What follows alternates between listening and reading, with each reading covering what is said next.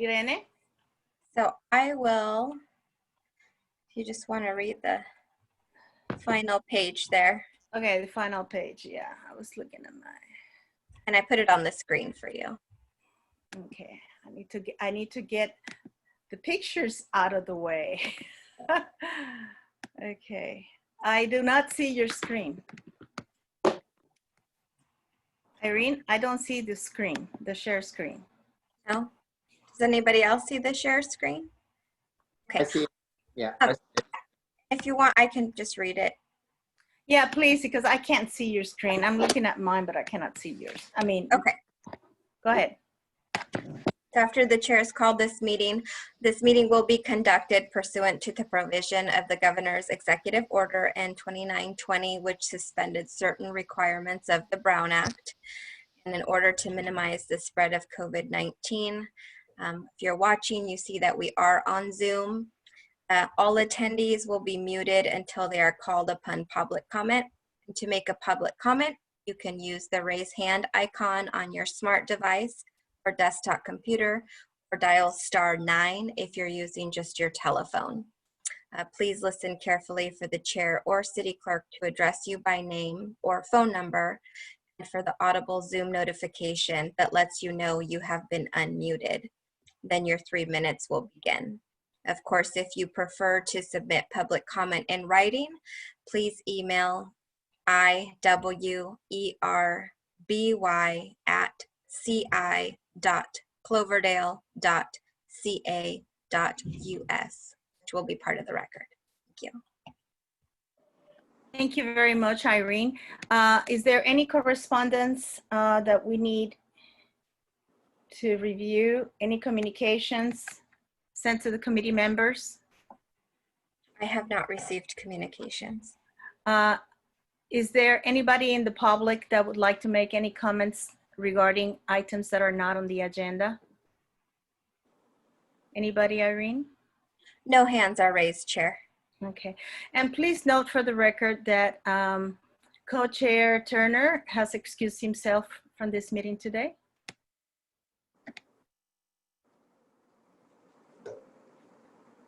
Okay, before we move on, we need to make sure everybody has read the minutes and it's ready to move on approval of minutes.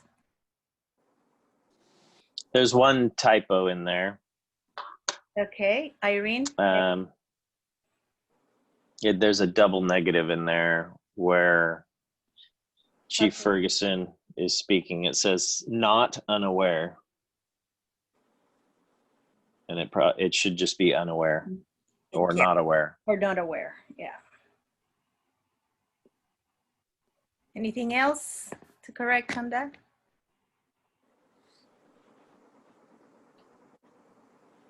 Okay, so does anybody move to approve the minutes? I'll move to approve. Second? Who will second? I'll second. Thank you, Preston. Irene? Any objections? Okay, so we should move for approval of minutes. It's state that minutes have been approved. Okay. So we have, I would like, if it's okay, I would like to move introduction to the superintendent to be our first item, since we are going to be talking about other things.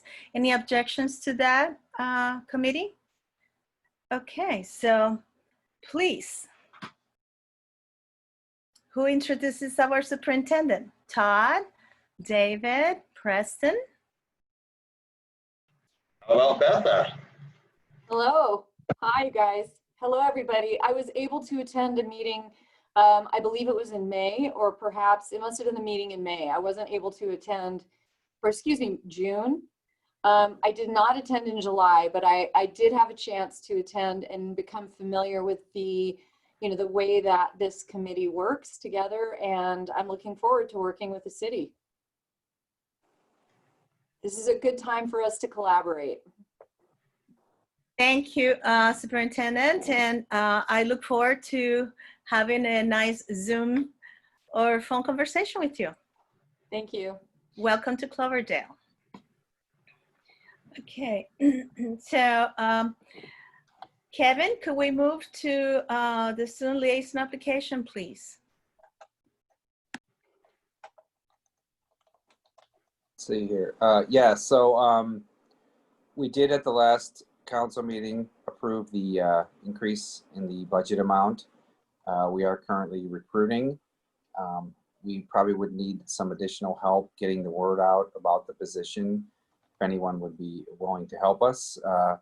We're doing our normal channels to get the word out, but I think it's best comes from someone with inside the school, if possible. Superintendent, I don't know if you know, if you're familiar with the program, we have 2 student liaisons who attend the council meetings, sometimes 2 at a time or 1 at a time, and they give us a little update on what's going on with the school, and they're able to participate and see how the city council works, and it's really interesting for them, I think, and it's fun for us to have new younger faces there and some new ideas from the younger students. But it is a paid position, and we did again, we increased the amount. David, what's the amount now? Is it 1,500 now, or it's 1,000? I can't. Sorry, I don't It's remember. 1,500. It would be 750 per student. Yeah. So that's once we get our applicants, then we interview them, and a decision is made about who's going to be the student liaisons. I mean, I think that's about it on that one. Hopefully we'll have some interest this year. It's probably a little more challenging to find people given we're all doing remote learning, but we're optimistic that we'll find some good candidates and keep the program going. I think it's a great way to bring student voice into the conversations and get students civically engaged. So whatever we can do to support it. Yeah, I think it's really just about helping us promote, and there is an application that we ask the students to fill out. It's kind of like an essay. So really it'd be about helping us, identify people who are interested in getting them the applications. Do you have? I have the art teacher working on this, and also the Spanish teacher, one of the Spanish teachers, and some of the secretaries. So we've been putting it in several medias, and I ask all the board to maybe promote it among your groups and your students and students and that would be great. We really need to have a good group this year. It's going to be very challenging, and I'm sure their voice needs to be heard. So thank you, Betha. You have anything else to say on that? No, but I think that we can work together to find some really strong candidates who want to participate. Thank you. Thank you. Yeah, usually this would go to the high school principal and high school counselor, and they will make sure it gets out to all the students. Okay. Madam Chair, Yes. just a question for you and the board members is, and Betha may want to weigh in as well. The deadline on the application is August 31st. Just given the status of school, is that still a good deadline? I know it's quickly approaching, or is there a recommendation to extend the deadline for submittal of the application? I know we'd like to normally get those applications back as quickly as possible so they can be scheduled before this subcommittee for the recommendation that is made by this subcommittee for the appointment of that the student liaison.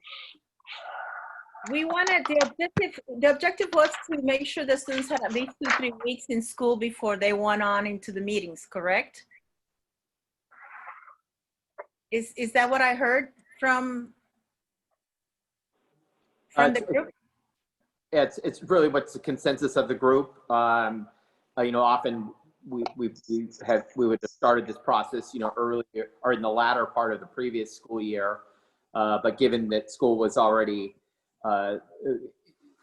started the distance learning process, it made it a little more challenging. So it's really up to this committee how you would like to do the outreach to the students, and what's the time frame for allowing students to submit the application.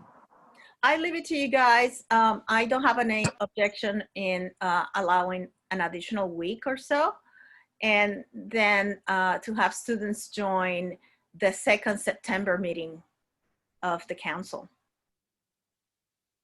Yeah, why don't you just extend it a week longer just so kids have a little more time? And who will send it over to the high school? Who can email it to the principal?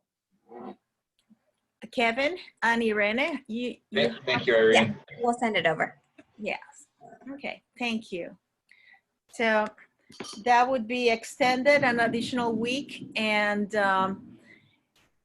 Irene and Kevin will work with the principal and the superintendent. Okay, so thank you very much. Open to see if there are any public comments. Irene? Oh, hands are raised, Chair. Okay, thank you. So we'll move on to the next item, and that is just an update on what is going on with the food services for students. Is it going to be the same as previously in the spring? So the way that breakfast and lunch distribution will be handled, it will be distributed there will be multiple meals distributed at one time, breakfast and lunch, Monday and Wednesday. So on Monday, you would get food service for Monday lunch, Tuesday, Wednesday breakfast, and then on Wednesday, it would be Wednesday lunch, Thursday breakfast lunch, Friday breakfast lunch, and Monday breakfast, I'm assuming. So obviously during a 4-day week, that's not with a Monday off, that doesn't work. So we bump it to Tuesday. So distribution would be Tuesday and Wednesday. There will be a distribution from Washington or Jefferson. People can go to either campus. And students can go regardless of where they attend. But the difference this year that I think is significant for families is it is not open-ended.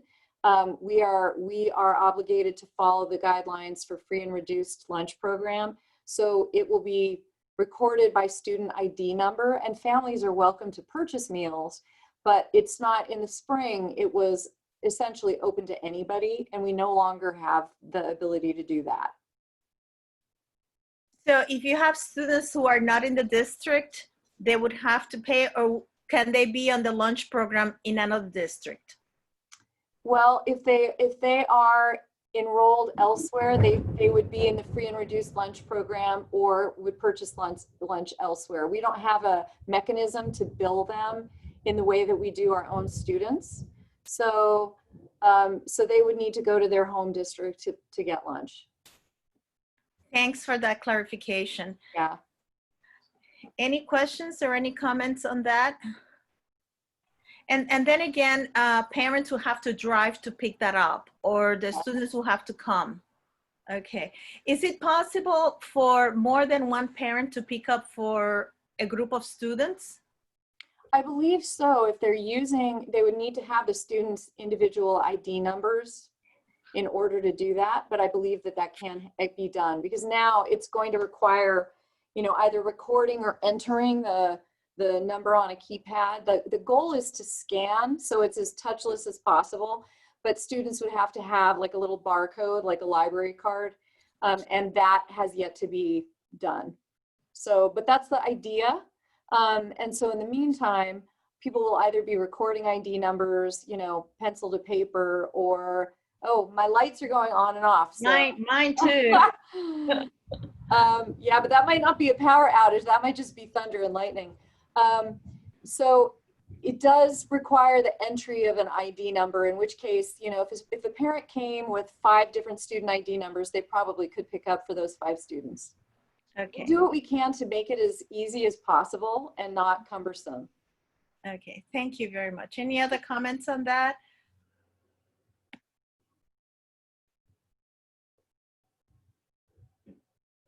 Okay, so is there anybody in, I'll open to the public for public comments. Any public? My dog is trembling. No public comment, Chair. Thank you.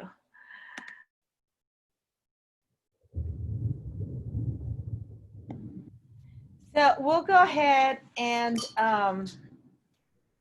move on to the next item, which would be technology access and long-term planning. Is So- that going to be by you too, Betha? Yes, sure. And I am not sure if this long-term planning is in reference to technology or curriculum. I think it would be both. Okay. So in July, we rolled out a document that's definitely a living document. It's not a final draft by any means, because we learn new things every day. But the document, the reopening document, is posted to our website. It's sort of our framework for reopening. It gives an overview of what it would look like, or what it will look like at each of the different school sites. And it also addresses safety and facilities and supports for students. And we'll continue to meet and develop it further in greater detail, particularly around what hybrid or extended distance learning will look like. With regard to technology, we have been distributing technology to every student. Every student, TK through 12, should have access to their own device and to internet. So the one barrier is really connectivity. We have Wi-Fi hotspots and devices for every student. I know that there are a few places around Cloverdale, including the library, parking lot, a local church, where there is access to internet if a family lives in an area where they can't get decent Wi-Fi. But one thing that I'd love to propose and discuss with the city is how we might open up Wi-Fi in the center of town so that anyone who needs it can access it from different locations in the center of town.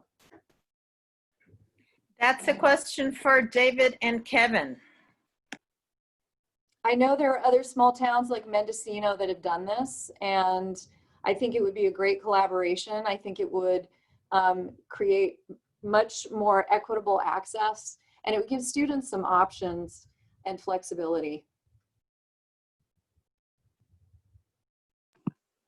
And Betha, this is David Kelly, City Manager for City of Cloverdale. Great idea, and I think just so I'm clear, what you're thinking about is establishing some kind of community-wide or public hotspots that can be used by our students, Right, or anyone. Or anyone. If you can send me an email and outline kind of your idea, let's develop the concept, and we can put it back on this subcommittee for agenda for further review.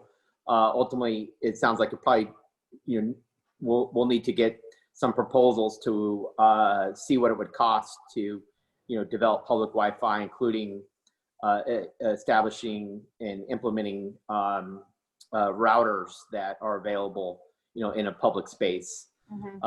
I think there would be an immediate opportunity to coordinate with the Cloverdale Library. Maybe we can ask if they would be willing to dedicate a space where students can utilize in the parking lot, that's more friendly to students than just a parking space. But that's something I think just would require a little bit of advanced planning on, what that would look like. Is it tables, or is it just, cordoning off an area where, students can kind of safely access the Wi-Fi from the library and do so where there's no conflicts with vehicles and so forth. But we may want to identify, otherwise for the public locations, what are some suitable locations that would work? For example, the plaza and or other locations that you think that might be useful for students, and then further explore that idea with the input from this subcommittee. I have one key question, that is, what are the areas where connectivity is being a problem? Because we need to see if the people who are having problems in that area have access to transportation so that they can come away from their neighborhoods to do that. So, I mean, we are assuming that if there's no connectivity, people will have access to transportation to be able to come to this common area. So that's one thing we have to identify first, I think, before moving on to present a project or a proposal to the council, because this would probably require council approval. So do you, by any chance, have any idea, Rita, on this? That's something, am I muted?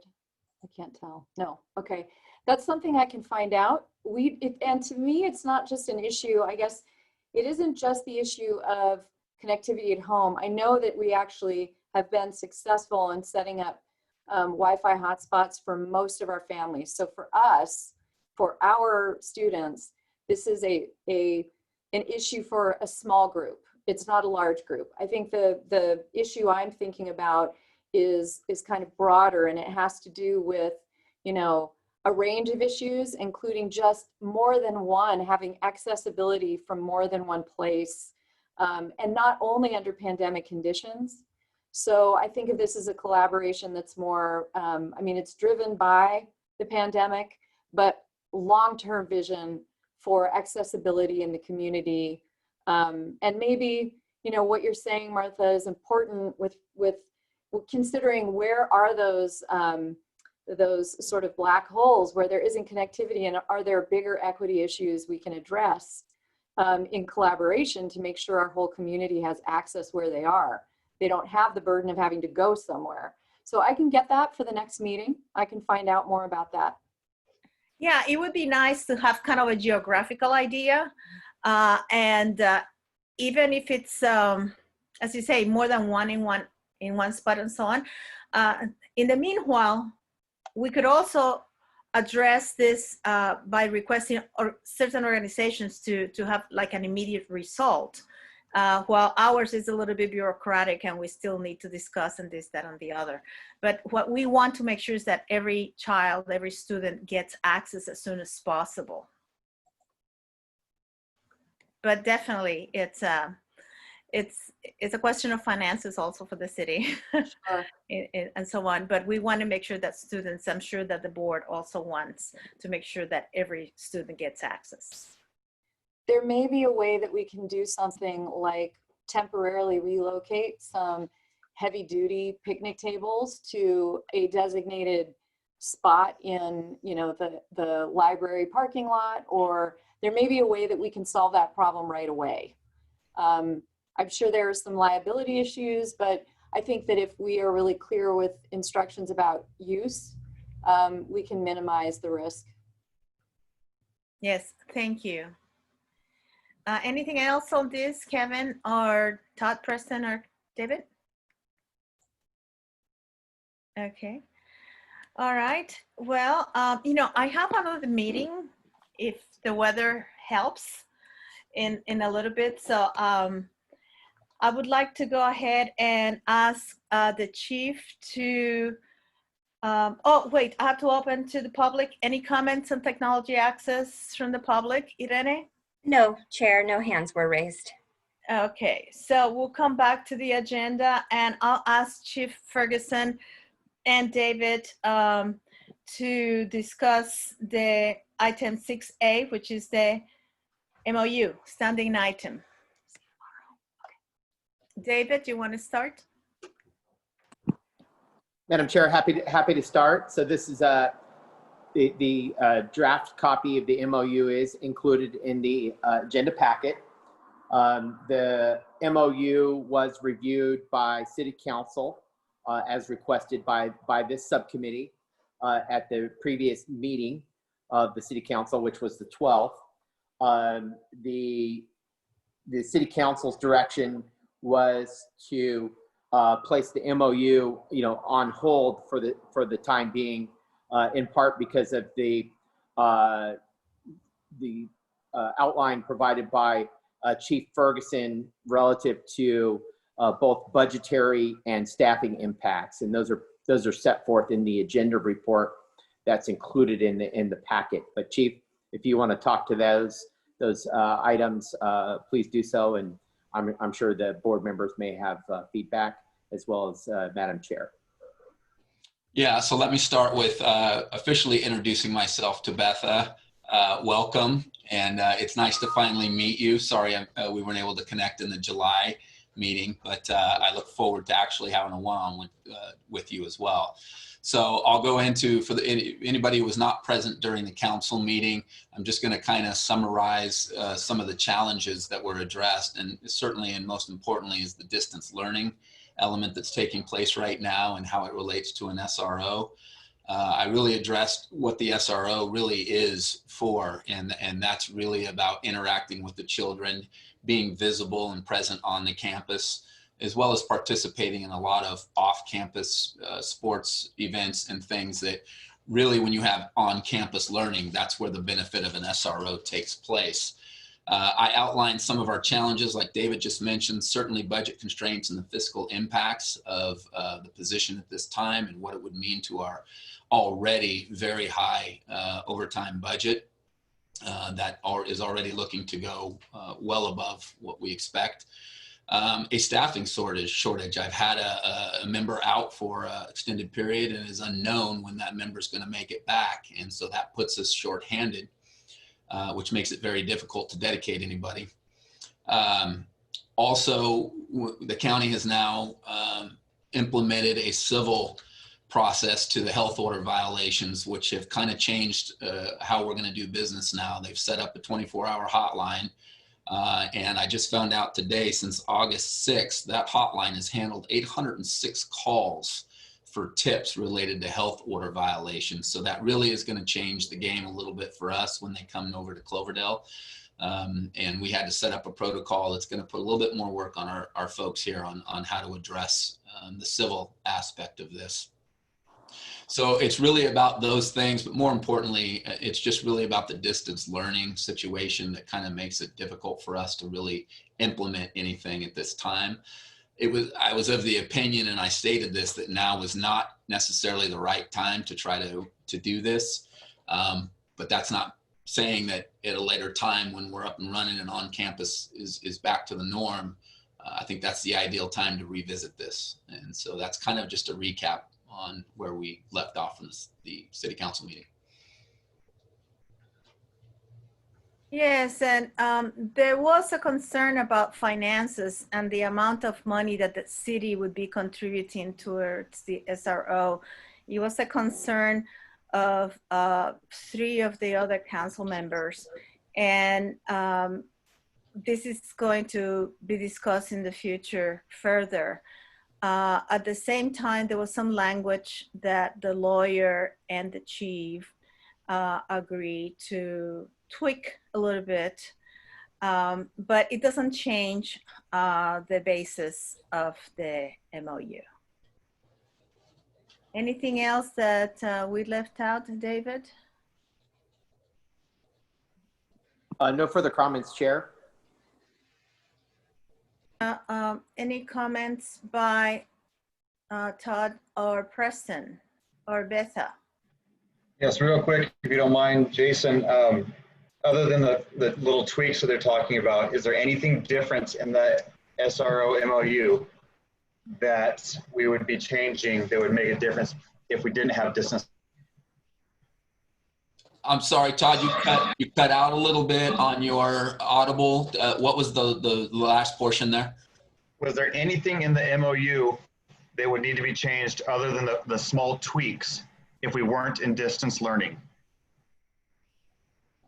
No, the only thing that I would need to change that was an oversight that got put into the agenda on this original MOU was the direct reporting. That was an error, and that should be direct reporting to the chief of police.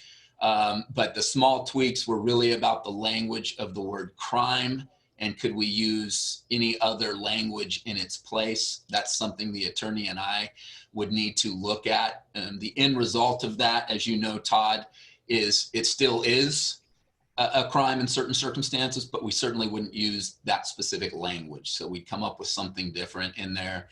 And as far as if we had on-campus learning again, this would be in my personal opinion, where the MOU needs to be and how it needs to look for both ends, the roles and responsibilities of each. I would add to that, if council would think that you would need to contribute more financially, that would be something that will have to be changed. But that it's still to be discussed further after the elections. Would you agree that that's an accurate statement, Chief and David? I will agree that council had brought that forth. A few members of the council had addressed that, and specifically the contribution from the school district. Yes. Okay. Any other comments on this? Madam Chair, one comment directed at Betha. I think there's a tremendous opportunity to continue to look at opportunities for funding a school resource officer. I know your predecessor was pursuing grant and funding opportunities through the county superintendent to have or obtain grant funding to help fund school resource officers. And you might be aware of funding opportunities that the city may not, through some of your contacts, and just that there are opportunities identified for funding. Please let us know, and that could help kind of solve the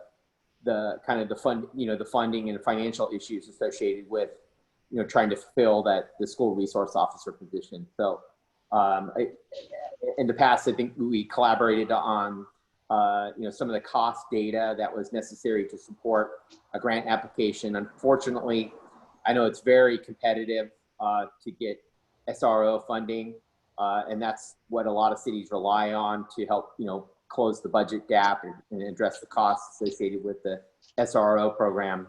So if there's if you happen to see any resources available, that'd be an opportunity for us to take a look at and see if we can't jointly apply, and that would go a long way in helping address, I think, what's kind of the larger underlying issue of just the fiscal impacts that we're experiencing due to COVID and the deficit spending that we're currently operating under with our budget. Also, I need to mention that there were suggestions to be able to use other resources to assist with the problems that the youth is encountering regarding drug use and making selections. There was also a conversation about contributing towards counselors or psychologists in addition. So that is always a possibility, and it is something that is definitely needed at this point, given all the anxiety and all the changes that students and teachers have gone through given the COVID situation. So that's pretty much what we covered at City Council as you were also having your board meeting. And I'm glad to see little caveat that librarians are still going to be available to students. Thank you. Any other comments before I open to the public? May I make a comment? Yes, please. So the one thing, I've worked in districts that do fund their SROs through grant or in part through grant. For instance, Santa Rosa City Schools when I was there. And the only problem I see with that is it can really destabilize the role. So if the grant funding dries up or if it's short-term funding, it isn't a long-term solution. And in my experience, the SRO is the role of the SRO is really dependent on the collaboration with the police department and the person in the job. In my experience, they are community outreach workers, and they function much more like a social worker than what we typically assume a police officer does, and has a really integral role in in the school or in the district. And I can see a number of ways with different issues, particularly truancy, where the role of the SRO could be invaluable for our community and for our students. But I don't object to looking into grant funding. I would just say that I would like to see is sort of a long-term vision for the role. If we get to the point where we can actually put this back in place, that we try to think of it in terms of a 5-year plan rather than year to year to year, because I think we're trying to build supports for our students that are, things in schools don't happen in a year. Really, it takes time to develop the relationships, to develop the routines, and you see the real payback after it's been in place for a while. So that would just be my concern, is that we look for sources that will allow us to have 3 to 5 years of funding before we're scrambling, so we can see the results of the effort.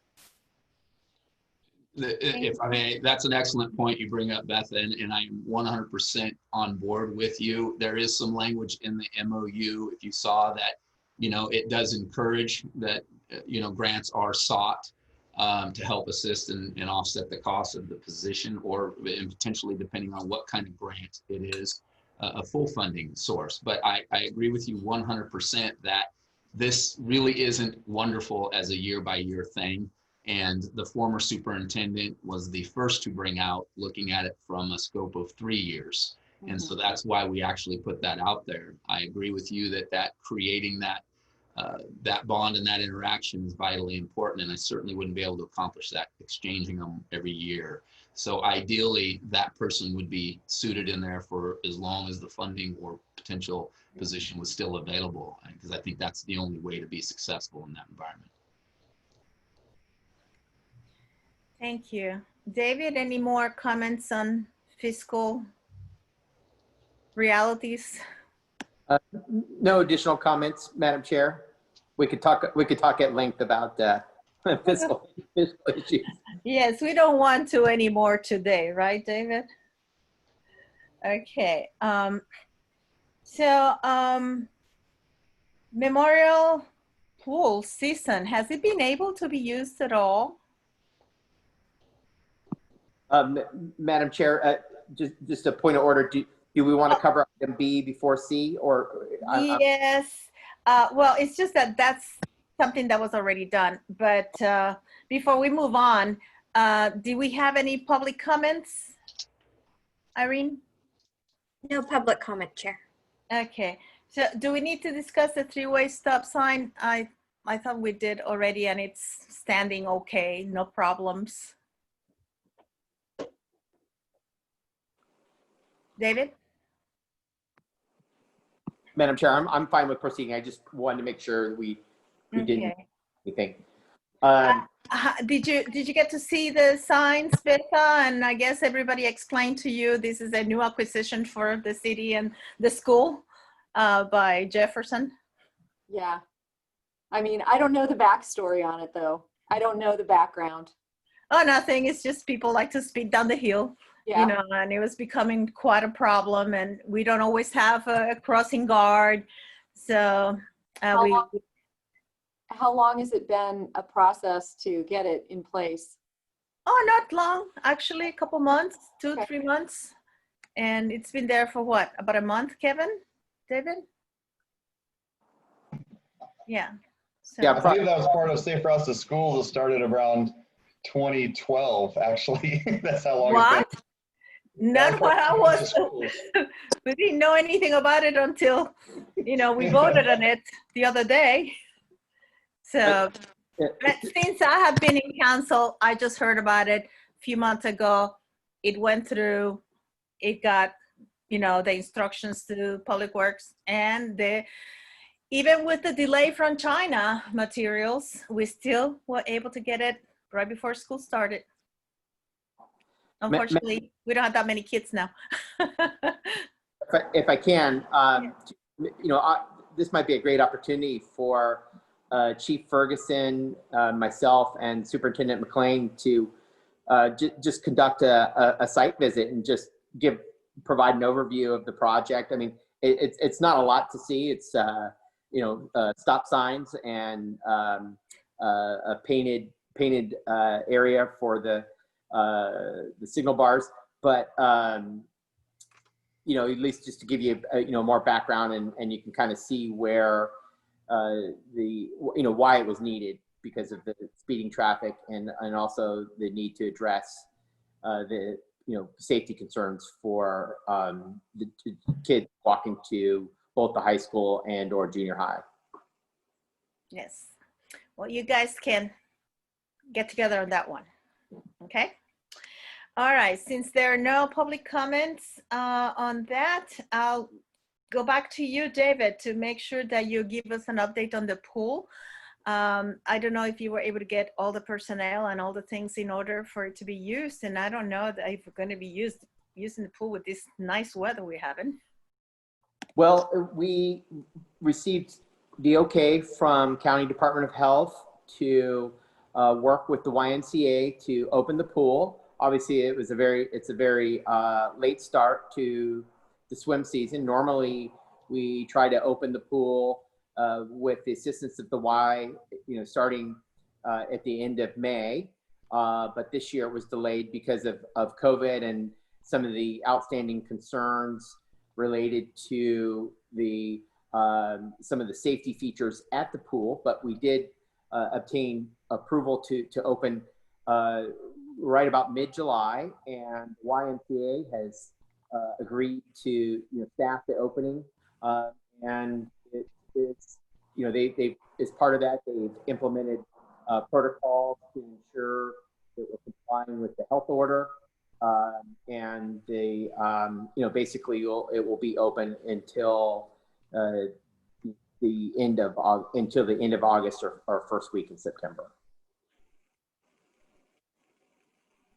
And that's the end of update, Madam Chair. Yes. And I tell you, with the way the weather is, maybe we need to look into that calendar, that traditional calendar. The weather is quite hot, and it could probably be used for longer.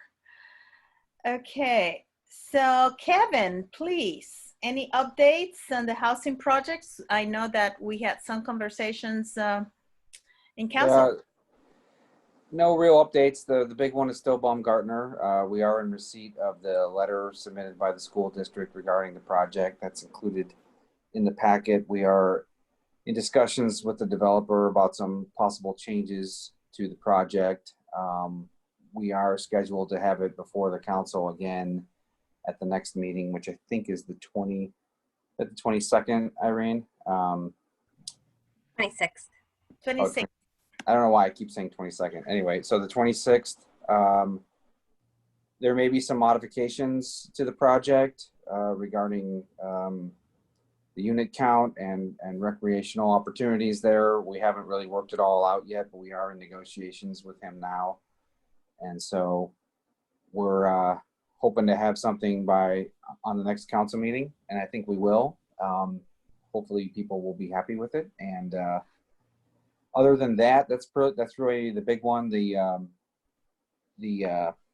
another project across from Ace Hardware there that went to the Planning Commission for the 22 units multifamily. We've been talking about that one for a long time.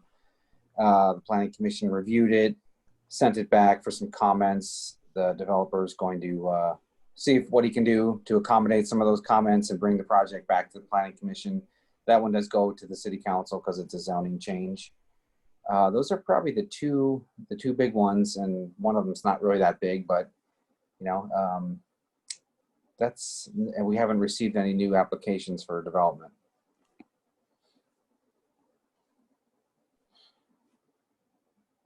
That's the end of my report. Thank you, Kevin.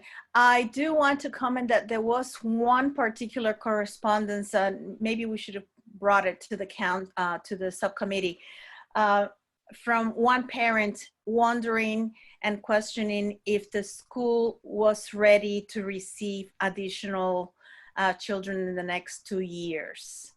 I will go ahead and forward that to Irene, if you could forward that to the subcommittee, It's the letter from Ms. Cordova.